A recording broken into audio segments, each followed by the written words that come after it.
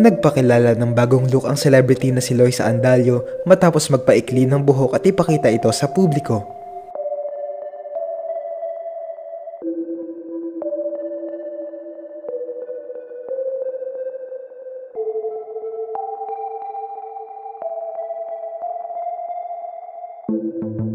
Ipinost niya ito sa kanyang Instagram account kung saan inulan ito ng magagandang komento mula sa mga artista at sa mga influencers na tulad nila Zainab Harake, Kyla Estrada at Jai Agpangan.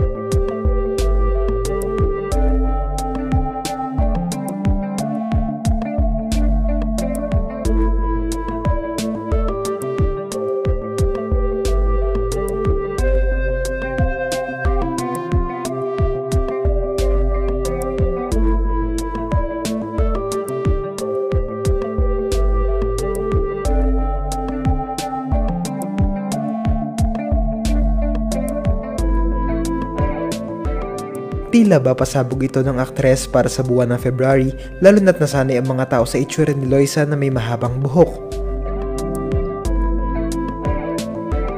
Kaya naman dahil sa bagong look niyang ito, mas lalong lumitaw ang ganda niya na kahit anong hairstyle pa ang gawin niya ay babagay pa rin sa kanya.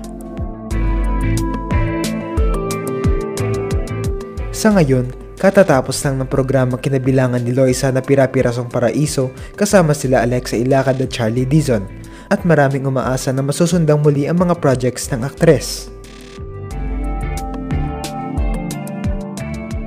Ano ang masasabi niyo rito?